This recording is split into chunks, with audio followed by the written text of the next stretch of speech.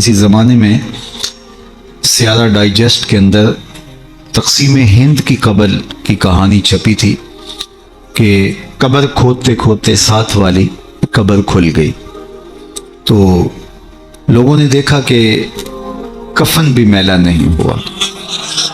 شوق اور جستجو کی چنگاریاں مزید روشن ہوئیں اور ایک اینٹ گری تھی تو دوسری اینٹ خود نکال دی، تو دیکھا کہ اندر تازہ گلاب کھلے ہوئے ہیں۔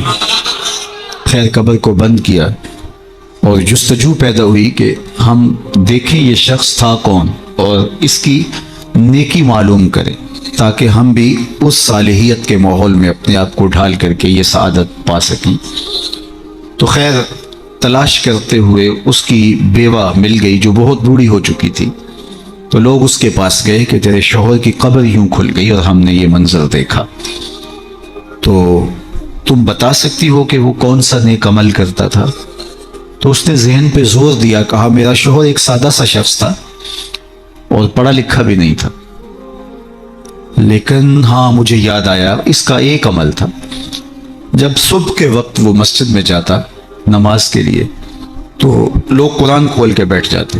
ایک زمانہ تھا لوگ فجر کے بعد قرآن مجید کی تلاوت کیا کرتے تھے اور گھروں میں بھی صبح کے وقت قرآن ضرور کھلتا تھا۔ اللہ وہ دور دوبارہ پلٹ کے لے آئے ہمارے لیے اور نوجوانان امت قرآن کا چہرہ دیکھیں فیس بک کی بجائے۔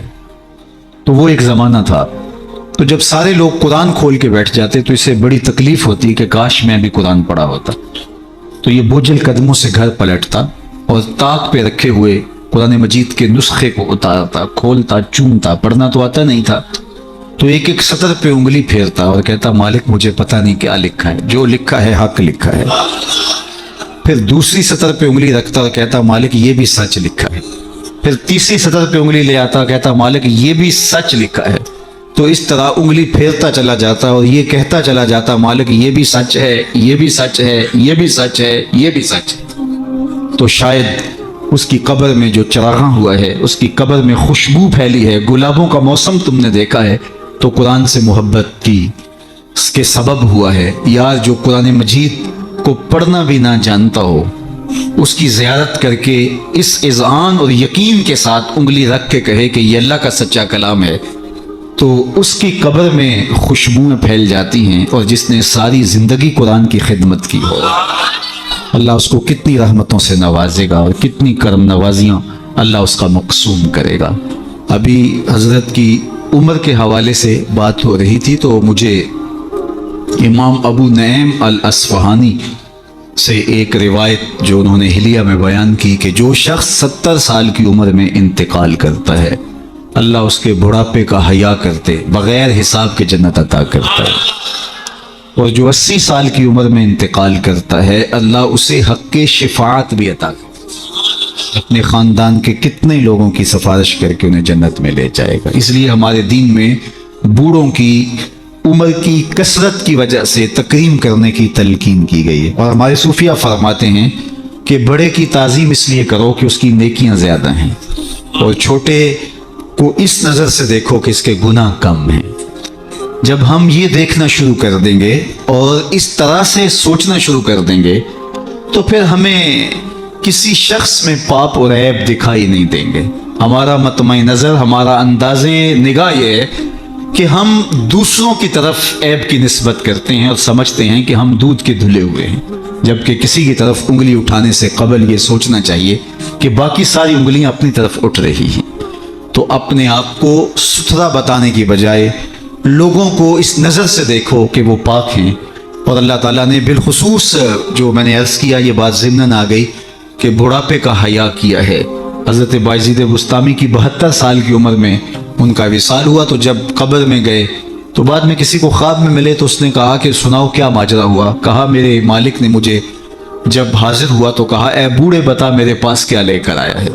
تو میں نے کہا مالک بادشاہوں کی چوکھٹ پہ جب فقیر آئیں تو شہنشاہ یہ تو نہیں پوچھا کرتے کیا لے کر آئے ہو، فقیروں کو تو یہی پوچھا جاتا ہے کیا لینے آئے ہو، میں تیری رحمت کا سوالی بن کے آیا ہوں۔ اللہ نے بغیر حساب کے میری مغفرت فرما، میری بخشش فرما دی۔ اور جنہوں نے اپنی زندگیاں راہ دین پہ گزاری ہوں، حضرت سیدنا عمر رضی اللہ تعالیٰ عنہ فرماتے ہیں کہ آقا کریم علیہ السلام نے ارشاد فرمایا کہ جس شخص کے مرنے کے بعد 4 لوگوں نے اس کی اچھائی کی گواہی دے دی وہ جنتی ہے۔ 4 لوگوں نے کہا یہ بہت اچھا شخص تھا۔ تو حضرت عمر کہتے ہیں میں نے عرض کی یا رسول اللہ صلی اللہ علیہ وسلم اگر کسی کے پاس 4 گواہ نہ ہوں 3 گواہ ہوں، تو آقا کریم نے فرمایا وہ بھی جنتی ہے۔ حضرت عمر فرماتے ہیں کہ میں نے عرض کی یا رسول اللہ صلی اللہ علیہ وسلم اگر کسی کے پاس 3 گواہ بھی نہ ہو 2 گواہ ہوں، تو آقا کریم نے اس کے لیے بھی یہی بشارت دی۔ حضرت عمر فرمایا کرتے تھے ایک کے بارے میں نے پوچھا نہیں، حضور نے بتایا نہیں، تو جس کو 2 گواہ بھی مل گئے اچھائی کے کہ وہ صالح تھا وہ نیک تھا، تو اس کے لیے جنت کے در کو شادر ہیں، اور جس کی نیکی کی، جس کے تقوی کی، جس کی خدمت قرآن کی زمانہ گواہی دے، تو بتاؤ اللہ کتنی ناز برداریاں کرے گا۔ جانا تو سب نہیں ہے، یہاں کسی نے بیٹھ نہیں رہنا، 100 سال بھی جئیں گے تو یہاں سے رخصت ہونا پڑے گا۔ کج کلاہوں نے بھی، شہنشاہوں نے بھی یہاں سے رخصت ہونا ہے، جن کا طوطی بولتا ہے، جن کے نقارے بجتے ہیں، وہ بھی یہاں نہیں بیٹھ رہیں گے۔ موت ہے ہنگامہ آرا کل زمیں خاموش میں، ڈوب جاتے ہیں سفینے موج کی آغوش میں۔ یہاں بڑے بڑے پہلوان، بڑے بڑے کج کلا اور شہنشاہ باقی نہ رہے۔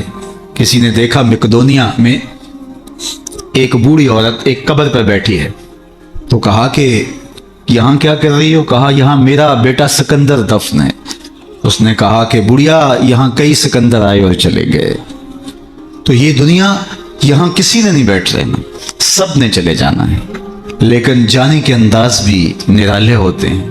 ایک وہ ہوتے ہیں کہ جب جاتے ہیں تو لوگ کہتے ہیں خس کم جہاں پاک جان چھوٹی، اور بہت بات لوگ کریں گے اور مروتاً کچھ کہیں گے بھی، تو بعض کہتے ہیں جی ساڑھے نال تے چنگائی سی، مطلب کیا ہے کہ وہ اچھا آدمی نہیں تھا، سر میرے ساتھ اس نے زیادتی نہیں کی، ہمارے ساتھ تو اچھا ہی تھا۔ تو وہ کیسا شخص ہے کہ جس کے بارے میں اچھائی کے لفظ بولنے کے لیے بھی لفظوں کو تراشنا پڑے کہ لوگ کہیں کہ یہ غلط بیانی کر رہا ہے، اور وہ کتنا خوش نصیب ہے کہ جس کی تعریف کرتے ہوئے بے جھجک لفظ بولنے سے جو ہے وہ انسان شرمندگی محسوس نہ کرے کہ اس کی زندگی اس طہارت میں، اس پاکیزگی میں، اس عفت میں بسر ہوئی کہ اس نے ساری زندگی راہ خدا میں زندگی گزار دی۔ تو جاتے سبھی ہیں، لیکن کسی کا جانا سرخروئی کا جانا ہوتا ہے۔ موت کسی کے لیے بھیانک خواب ہوتا ہے، اور کسی کے لیے یہ خوشگوار اور خوبصورت انداز ہوتا ہے، وصل حبیب کا ذریعہ ہوتا ہے۔ حضرت بلال حبشی رضی اللہ تعالی عنہ کا جب وقت آخر آتا ہے تو آپ کی زوجہ آپ کے سرہانے بیٹھی تھی، جو ہی سانس ٹوٹنے لگی تو اس نے کہا واہ حسرتا ہو، ہائے افسوس میرا شوہر مجھ سے جدا ہو رہا ہے۔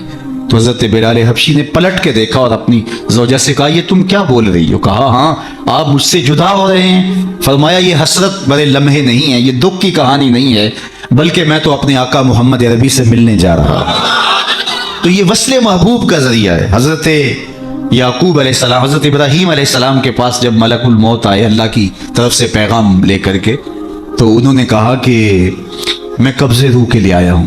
حضرت خلیل نے کہا کہ عجیب بات ہے، میرا رب مجھے اپنا خلیل بھی کہتا ہے۔ خلیل کہتے ہیں گوڑے یار کو، تو میرا رب مجھے اپنا خلیل بھی قرار دیتا ہے، اور کیا کوئی یار بھی یار کی موت چاہتا ہے؟ اور تمہیں قبض روح کے لیے بھیجا؟ کہا میں تو حکم کا پابند ہوں، عبد معمور ہوں، بارگاہ ہزدی میں دوبارہ حاضر ہوئے، تیرے بندے کے پاس حاضر ہوا تھا، اور یہ میسج ہے تیرے بندے کا تیرے نام کہ کیا کوئی یار بھی یار کی موت چاہتا ہے؟ تو کہا اے اسرائیل پھر جا میرے خلیل کو میرا سلام دے اور کہے کبھی ایسا بھی ہوا ہے یار یار کو بلائے اور وہ ملنے بھی نہ آئے؟ تو روح بے چین ہو گئی، کہا دیر نہ کر جلدی قبض کر لے۔ تو یہ تو اس لمحے کے انتظار میں ہوتے ہیں۔ موت میں فرق ہوتا ہے۔ رومی نے بڑی خوبصورت مثال سے دونوں اموات کا ذکر کیا ہے۔ اس شخص کی کہانی جو اس دنیا میں عیش و عشرت کر کے آخرت کو بھول جاتا ہے، اور اس شخص کی کہانی جس کا مطمع نظر آخرت ہوتی ہے اور وہ اس دنیا کو آخرت کے لیے گزارتا ہے، چونکہ یہ آخرت کی کھیتی ہے۔ یہ بوائی کا موسم ہے، آخرت کٹائی کا موسم ہے۔ بوائی کی موسم میں جو کسان مٹی سے مٹی ہو جاتا ہے، سحری کے وقت اٹھتا ہے، کھیتوں میں ہل جوتتا ہے، جڑی بوٹیاں تلف کرتا ہے، بیج ڈالتا ہے، سہاگا دیتا ہے، پانی ڈالتا ہے، تو کٹائی کے موسم میں فصل بھی وہی اٹھاتا ہے۔ اور جو بوائی کے موسم میں کلف لگے لباس پہن کے گھومتا ہے، آوارگی کرتا ہے، سحری کے وقت اٹھ نہیں پاتا، کھیتوں کو جاتا نہیں، جڑی بوٹیاں تلف نہیں کرتا، تو کٹائی کے موسم کے اندر اس کے ہاتھ کچھ نہیں آتا۔ یہ مزرع الاخرہ ہے، یہ بوائی کا موسم ہے، آخرت کٹائی کا موسم ہے۔ تو جس نے اس زندگی کو آخرت کے لیے گزارا اور دیکھا کہ میں اس دنیا پہ آیا کیوں، مقصد زندگی کیا تھا، مقصود زیست کیا تھا، کیوں اس دنیا میں آیا ہوں، تو وہی سرخرو کامیاب ہے۔ رومی کا انداز تمثیل کا ہے اور وہ سادہ لفظوں میں بات کرتے ہیں، روح تک اتر جاتی، اور یہ ان کو اللہ نے ملکہ عطا کیا ہے۔ اور یہی کمال ہوتا ہے، یہ نہیں ہے کہ 3 گھنٹے کی تقریر ہو اور نتیجہ کچھ بھی نہ نکلے۔ بات یہ ہے کہ آپ بات کریں لیکن بات روح میں کھبتی چلی جائے، لہو خورشید کا ٹپکے اگر ذرے کا جگر چیرے۔ تو حضرت رومی کو یہ فن آتا ہے، وہ سوز و ساز کی کائنات کا بادشاہ، اور وہ تمثیل سے بہت ادق اور دقیق مسائل سمجھانے کا فن جاننے والا، اس بہت بڑی حقیقت کو ایک مثال سے سمجھاتے ہیں۔ کہتے ہیں دیار مصر میں کوئی علاقہ تھا اور جہاں کا سیاسی نظم یہ تھا کہ وہ سال کی آخری تاریخ کو اپنے بادشاہ کو کسی جنگل میں پھینک دیتے اور پہلی تاریخ کو ساحل پہ آ جاتے۔ سب سے پہلے ان کے ساحل پہ جو شخص آتا اس کو اپنا بادشاہ مان لیتے۔ کہیں جمہوری طریقہ ہوتا ہے، کہیں صدارتی نظم ہوتا ہے، ان کا نظام یہ تھا، رکھا تھا۔ اور جو بھی تخت نشین ہوتا وہ بھول جاتا کہ میرے ساتھ کیا ہونے والا ہے، اس کو پہلے دن بتا دیتے کہ 1 سال کے لیے تو تخت نشین رہے گا، اور اس کے بعد تجھے اس جنگل میں پھینک آئیں گے جو جزیرے کے دوسری سمت ہے، اور اس میں موذی جانوروں کا رین بسیرا ہے اور تھوہر اور کانٹے دار درخت ہیں۔ لیکن وہ بھول جاتا، وہ تخت کی لذتیں اور اس کا سرور اور اس کا نشہ ہی ایسا ہوتا، اسے یاد ہی نہ رہتا کہ سال کے بعد میرے ساتھ کیا ہونے والا ہے۔ اور جو ہی سال کی آخری تاریخ ہوتی، زنجیروں میں جکڑ کے ادھر پھینکتے، پھر روتا ہے مجھے تم کہاں لے جا رہے ہو۔ ایک مرتبہ وہ اپنا پرانا بادشاہ پھینک کر کے نیا بادشاہ لینے ساحل پہ آئے، تو جو شخص سب سے پہلے ساحل پہ اترا وہ تاجر شخص تھا۔ اس کے گلے میں پھولوں کے ہار ڈالے، گارڈ آف آنر پیش کیا۔ اس نے کہا یہ کیا ہے میرے لیے؟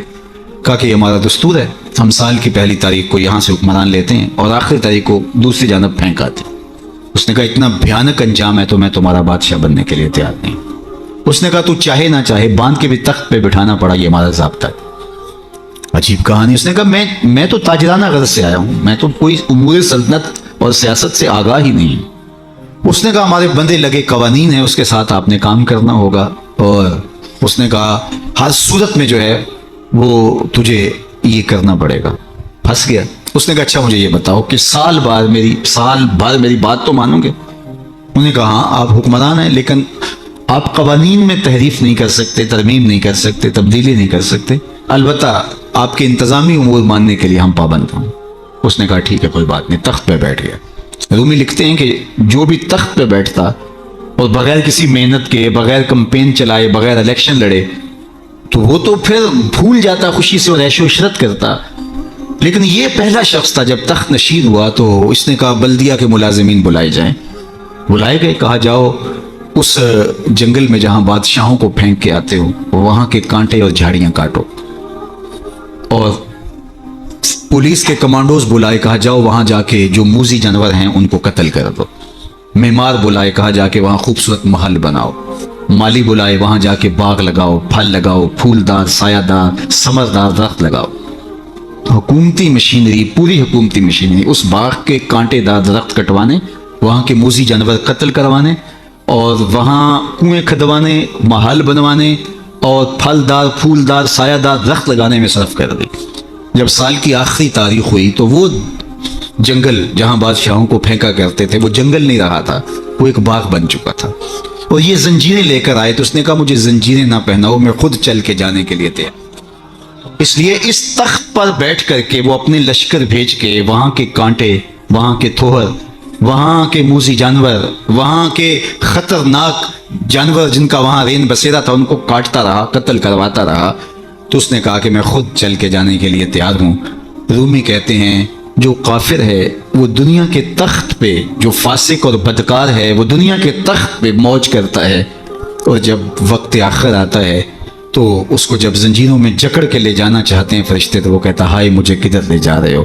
اور بندہ مومن، بندہ صالح اس دنیا کے تخت پہ آرام سے نہیں بیٹھتا، یہاں بیٹھ کے اپنے اعمال کے لشکر بھیج کے قبر کے کیڑے مکوڑے ختم کرواتا رہتا ہے، وہاں باغ لگواتا رہتا ہے، اور پھر جب وہ اس دنیا سے رخصت ہوتا ہے تو وہ کیڑے مکوڑوں کا گھر نہیں رہتا بلکہ روضۃ من ریاض الجنہ بن چکی ہوتی ہے۔ اور وہ کہتا ہے دیر نہ کرو مجھے جلدی لے جاؤ، میں خود چل کے جانے کے لیے تیار ہوں۔ ربعی بن حراش ساری زندگی ہنسے نہیں، فرماتے تھے کیا خبر میرا انجام کیا ہوگا۔ جب تک یہ یقین نہ ہو کہ میرا انجام کیا، اتنی دیر تک دھڑکا لگا رہے، ڈر لگا رہے، یہ مسلمان کی زندگی ہے، مومن کی زندگی ہے۔ ابھی ملیکہ فرماتے ہیں کہ میں 30 اصحاب رسول سے ملا ہوں، بخاری کتاب الایمان اٹھائیے، 30 اصحاب رسول سے ملا ہوں، اور ہر ایک اپنی آخرت کے بارے میں سخت فکر مند تھا۔ ہم تو 4 نمازیں پڑھ لیں تو ہم سمجھتے ہیں کہ ہمارے جیسا زمانے میں کوئی نہیں، اور بے نمازیوں کو حقیر جاننے لگ جاتے ہیں۔ 30 اصحاب سے ملاقات ہوئی ہے اور یہ ڈرتے رہتے تھے کہ میرا انجام، رنگا رنگ سہیلیاں پرن کڑے پر پریا استا جانی جستا توڑ جائے۔ انما الاعمال بالخواتین، اعمال کا دار و مدار حسن خاتمہ پہ ہے، جس کا اخیر ٹھیک ہو گیا۔ ورنہ کتنے لوگ ہیں کہ زندگی ساری اچھی، انجام بخیر نہیں ہو۔ ہمارے سامنے بلعام بن باورا کی مثال موجود، بنی اسرائیل کا مستجاب الدعوات ولی تھا، ہاتھ پھیلا کے دعا مانگتا تو ہاتھ منہ پہ بعد میں پھیرتا، قبولیت پہلے ہو جاتی۔ لیکن پھر اسی کے بارے میں قرآن نے کہا نا، مثلہ کمثل الکلب، اس کی مثال کتے کی مثال، زبان لٹک گئی، زمین چاٹتا تھا، نبی کے خلاف ہاتھ اٹھا دیے، سمجھا میں مقبول بارگاہ ہو گیا۔ اللہ اکبر، انجام ٹھیک نہیں ہوا۔ اس لیے میاں صاحب بولے پڑھنے ہوتے مان کرینا تے نہ آکھی میں پڑھیا، او جبار کا حال صداوے متا روڑ دے وے دودھ کڑیا۔ جب تک انجام بخیر نہ ہو، بائزید بستامی سے ایک بڑھیا نے کہا تھا کہ میرے گدے کی 2 مچھی ہے یا آپ کی داڑھی اچھی ہے؟ کہا فی الحال نہیں بتا سکتا، یہ تو مرنے کے بعد ہی بتا سکتا ہوں۔ تو جب تک انجام بخیر نہ ہو، اللہ سے دعا مانگے کہ اللہ خاتمہ ایمان پہ کرے۔ ساری زندگی دین کی راہوں کے مسافر رہی، اور جب سانس ٹوٹ رہی ہو محمد عربی کا کلمہ زبان پہ جاری، آخری قول کلمہ طیبہ کا ہو ہمارے لبوں کے اوپر۔ ربی بن حراش ساری زندگی مسکرائے نہیں، فرماتے تھے کیا خبر انجام کیا ہوگا۔ اللہ اکبر، خیر وقت آخر تو آنا ہی تھا۔ تو جب آخری وقت آیا تو ان کے بھائی ربی بن حراش نے کہا جاؤ، غسال کو بلا کے کہا میرے بھائی کو غسل دو۔ تو وہ غسل دینے داخل ہوا تو فوراً باہر آ گیا، اتنی جلدی؟ کہا یا تیرا بھائی بڑا عجیب ہے۔ کہا ہوا کیا؟ کہا نحنو نغتسلہ وہو یتبسم، ہم اسے غسل دیتے ہیں اور یہ آگے سے مسکرا رہا۔ اقبال نے کہا تھا نا، نشان مرد مومن باتو گوئم چوں مرگ آئے تبسم بر لب اوست۔ تجھے اللہ کے بندے کی نشانی بتاؤں، جب موت آتی ہے تو اس کی پیشانی پہ ندامت کا پسینہ نہیں ہوتا، اس کے لبوں پہ کامیابی کی مسکراہٹ پھیل جاتی۔ کہا یا تیرا بھائی بڑا عجیب ہے، نحنو نغتسلہ وہو یتبسم، ہم اسے غسل دیتے ہیں وہ آگے سے مسکراتا ہے۔ کہا میرے بھائی نے قسم کی تھی جب تک اچھا انجام نہیں دیکھوں گا نہیں مسکراؤں گا۔ پورے شہر میں شور مچ گیا، ایک بندہ مرنے کے بعد مسکرایا ہے۔ بعض لوگ تو بہت خوش ہوئے، بعض نے کہا یہ گھڑی ہوئی کہانیاں ہیں، یہ مریدین کا اعتقاد ہے، ان کا حسن اعتقاد ہے، کیسے ہو سکتا ہے مرنے کے بعد مسکرائے۔ ایک بہت بڑا ہجوم جمع ہو گیا حضرت کی زیارت کے لیے، بعض لوگ تیکھے سوال لیے، بعض محض تماشائی، بعض سیدھا سیدھا انکار کر رہے ہیں، پورا بسرا امٹ آیا۔ اتنے میں انہیں غسل دے کے چارپائی پہ ڈال کے کفن بھی ڈال دیا گیا تھا۔ جب لوگ گھر میں داخل ہوئے تو قبل اس سے کہ وہ سوال کرتے، امام ابو نعیم نے حلیہ میں لکھا، قاضی ایاز مالکی اندلسی نے الشفا کے اندر لکھا، اور اس کو امام سہیلی نے روض الانف میں لکھا، اور بھی بہت سارے لوگوں نے لکھا۔ جب لوگ داخل ہوئے اور تیکھے تیکھے سوال تھے کہ یہ پوچھیں گے، یہ بات کریں گے، کیسے مسکرائے، سچ ہے، غلط ہے، جھوٹ ہے، اور یہ چارپائی پہ ڈالے جا چکے تھے، کفن اڑا دیا گیا تھا۔ جب لوگ داخل ہوئے تو انہوں نے کفن ہٹایا، ہاتھ باہر نکالا اور لوگوں سے مخاطبت کرتے ہوئے کہا السلام علیکم۔ لوگ حیرت میں ڈوب گئے، وعلیکم السلام، اتتکلم بعد الموت، عجیب بات ہے، مرنے کے بعد باتیں کر رہے ہو؟ قال نعم اتکلم بعد الموت، ہاں ہاں مرنے کے بعد باتیں کر رہا ہوں۔ عرش فرشتے بانگا ملیاں تے مکے پہ گیا شور، بلے شاہ سا مرنا نہیں تے گور پیا کوئی ہور، فَلَنُحْيِيَنَّهُ حَيَاتًا طیبہ۔ اور اقبال کہتا ہے فطرت ہستی شہید آرزو رہتی نہ ہو، خوب تر پیکر کی اس کو جستجو رہتی نہ ہو، موت کو سمجھا ہے غافل اختتام زندگی، یہ ہے شام زندگی صبح دوام زندگی۔ فَلَنُحْيِيَنَّهُ حَيَاتًا طیبہ کا روپ ظاہر ہوا، ہاں ہاں مرنے کے بعد باتیں کر رہا ہوں۔ لوگوں نے کہا بتا تیرے رب نے تیرے ساتھ سلوک کیا کیا؟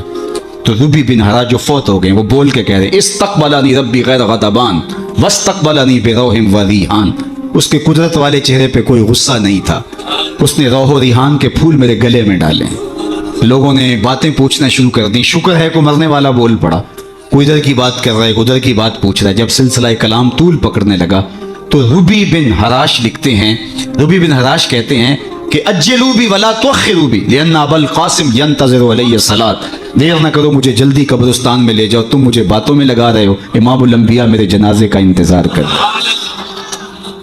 اگر اپنی زندگی اس کی رضا کے مطابق گزارے گا تو تمہارا وہاں انتظار ہوگا. مرنے کا فرق ہے, ہر کوئی مرتا ہے, لیکن یہ مرنا جو یاد الہی میں اپنے آپ کو ڈبو دے, اور مرنے سے قبل جو مر جائے, موتو قبل ان تموتو, صوفیہ تو یہی کہتے ہیں نا کہ مرنے سے قبل مر جاؤ.